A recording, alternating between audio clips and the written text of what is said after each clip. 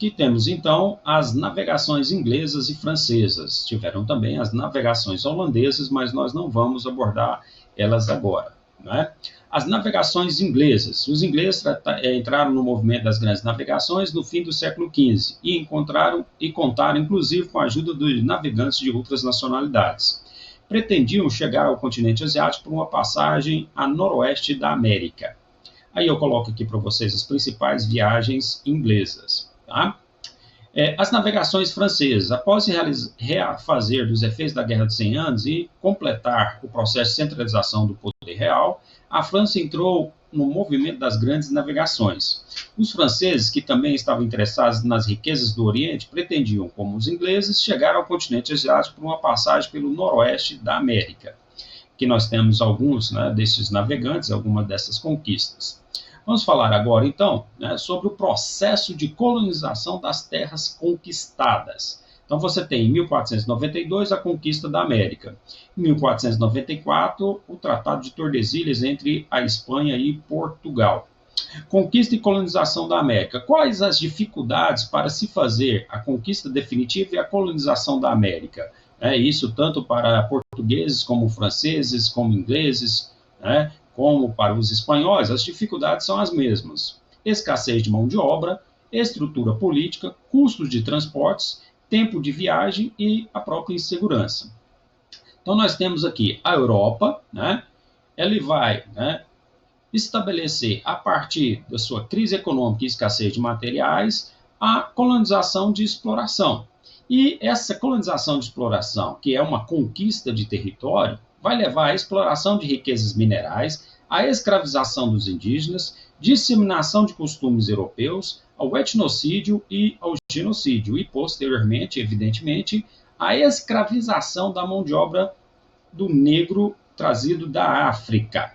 Colonização espanhola. Então, nós temos aí, né, uma primeira dificuldade que é a estrutura política. Então, como que, né, eles vão estabelecer a estrutura de administração dessas colônias? Você tem uma metrópole e você tem a colônia. Eles vão estabelecer o pacto colonial. Produtos manufaturados e mão de obra escrava. Gêneros tropicais e metais preciosos. Então, você tem aqui, pelo pacto colonial, a exploração dessa região. Na Espanha, a administração ficou por conta, né, dos adelantados, dos vices-reinos e das capitanias gerais. No caso de Portugal, nós temos aí, num primeiro momento, as capitanias hereditárias e depois o governo geral. Nós vamos falar isso numa próxima aula.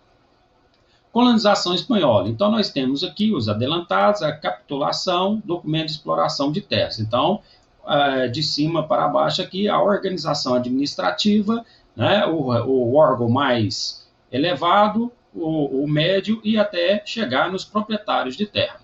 Vices-reinados, capitanias gerais. Então, aqui, ó, da Nova Espanha, que seria a Califórnia, aqui nos Estados Unidos, até a pontinha aqui, ó, no Chile, toda essa região aqui pertenceu à Espanha, era colonização espanhola.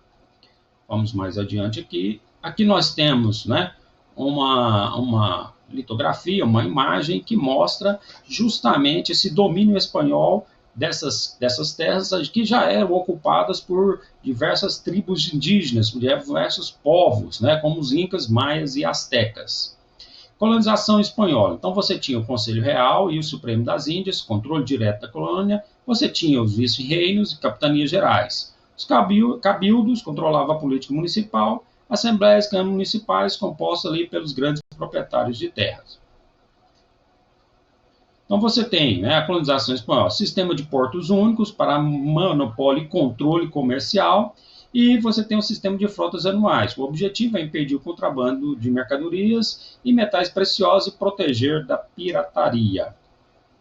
Colonização espanhola. Então, nós temos aí, né, a exploração, né, através da encomenda, agricultura e mineração, exploração de um grupo de índios por um encomendeiro que recebia da coroa o direito de agrupar nativos em troca de proteção e cristianização. E você tinha também a mita, que era a mineração. Grupos dominados eram obrigados a colocar anualmente à disposição do colono um certo número de homens para trabalhar de acordo com os interesses dele. Isso vai gerar formas de trabalho compulsório e extermínio. Vamos então para a segunda parte da nossa aula.